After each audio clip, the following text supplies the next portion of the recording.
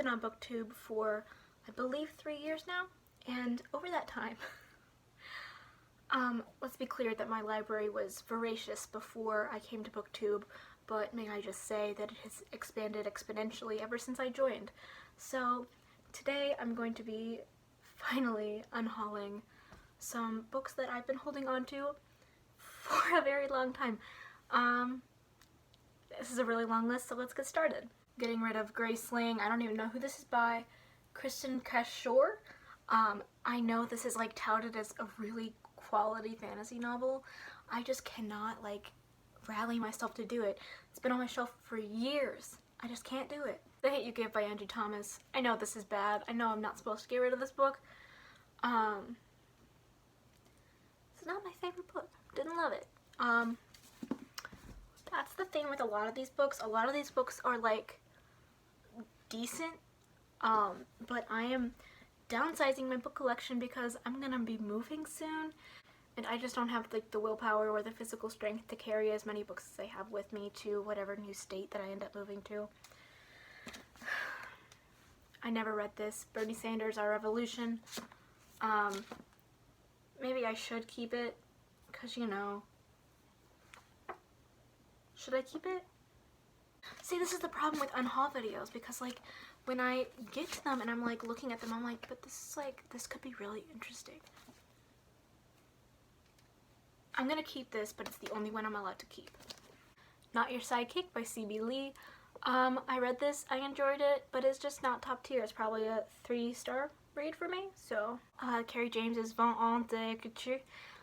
This is a French poetry book that I bought because I wanted to use it to like learn French, and then I started reading it and I discovered that I don't like this guy's poetry. So Ender's Game. I actually have a copy of this already, and I got it from my school book sale without realizing that I already had a copy.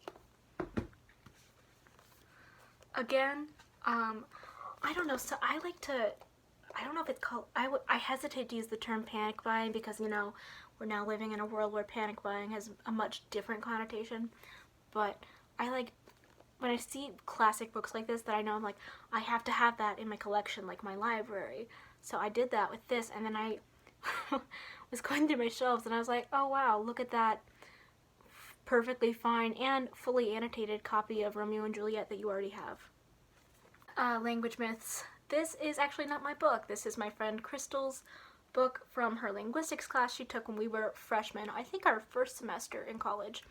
And she was gonna throw it away, and I was like, oh my god, that's sacrilege, you can't, I'll keep it. And then I looked at it, and it's boring. It's boring. Crystal, you were right. So, I'm taking her to half-price books. Roseblood by A.G. Howard. I got this in a, like, subscription box that I think it was like Book Owl or something, that I used to subscribe to when I was in middle school. And it's like a Phantom of the Opera retelling, but like YA. It's a 3-star, so I'm chucking her. The Feminist Memoir Project. This looked really interesting when I bought it, but it's really thick, and I've got a ton of feminist fiction already.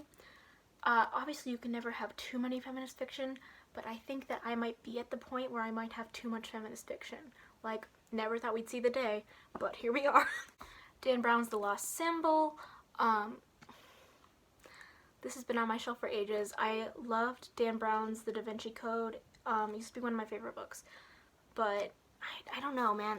His books are just such, like, hunks of, like, brick. And you gotta really be invested to read it. And nowadays, I just don't have the willpower, you know? This is the Broadview Anthology of British Literature up to 1800. This is the concise edition. It's from a class I took. Obviously, I'm not gonna need it ever again, but I had to buy it because I had to annotate what I wanted to annotate because I wanted to be a good student. Only annotated like 4 poems, so. Eleanor and Park by Rainbow Rowell. This is like the stuff. When I was in high school, I think a sophomore, I was like super into this. But you know, now I'm a sophomore in college and it's no longer my jam. Oh my god, actually, now technically I'm a junior in college because our sophomore year ended early. And I guess technically, like, really I'm a senior because I'm graduating this semester now. And, like, in the winter semester. That's crazy. Huh. Gotta reevaluate that. Eliza and Her Monsters by Francesca Zappia. I've had this on my shelf for ages. It was like, it's a good read, I recommend it, but it's just like not my speed anymore. A Little Something Different, same thing. When this came out, I was all for it. It's like, if I recall correctly, it's like a collection of meet cutes, I think. Oh wait, no, this is not what I thought it was. I have a different book that I thought that was. This is should I keep this? Never mind, I'm keeping it. But anyways, it was, this is a love story told from the points of view of everyone but the couple. Like 14 viewpoints, like the squirrel, the bus driver, the baristas at the coffee shop, their creative writing teacher, the waitress at the diners they sit at. I remember loving this. I actually don't know how this ended up in my Get Rid of pile. Finally, Simon versus the Homo sapien agenda. I know this is kind of like queer sacrilege to be getting rid of this. I didn't really love this, to be honest. I mean, the movie was good. This was just subpar to me. And at first I was like, no, it can't be that bad. But then I read Leon Offbeat and I was cemented in my mind that Becky Albertalli is just not my kind of writer. I hope everyone is safe and healthy. Like, comment, subscribe, and I will see you very soon. Bye.